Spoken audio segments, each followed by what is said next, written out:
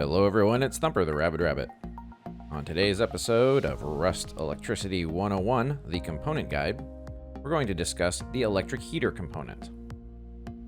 The electric heater component, as the description says, provides warmth in a radius when turned on. That radius does vary, we'll discuss that in a moment.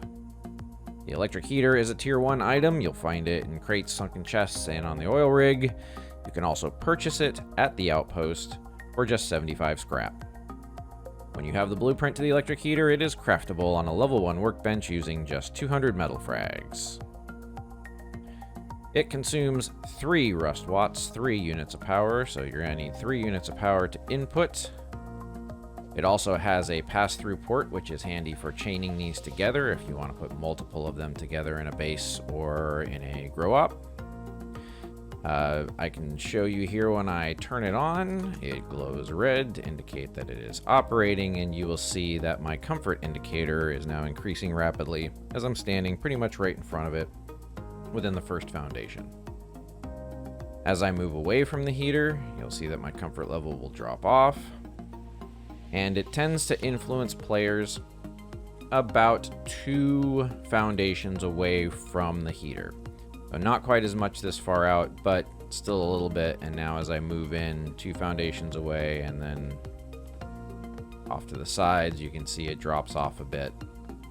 But generally, placing these around your base and areas where you're going to hang out or occupy has a similar influence to having a furnace or a fireplace or something else that might be wood burning to help provide comfort. These provide a little bit larger radius.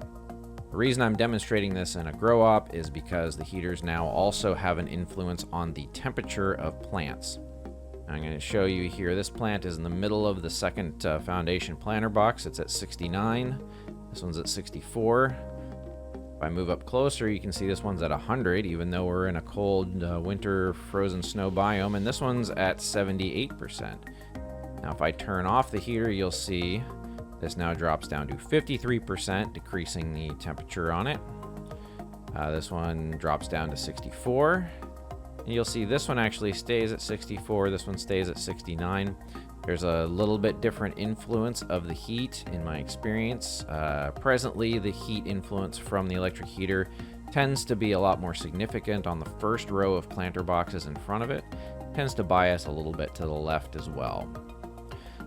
It doesn't seem to have quite the radius of influence on plants as it does for people, but depending on how tightly you pack these planter boxes and how you place them in the base, your experience may vary just slightly. The other thing you should know is that it can provide too much heat.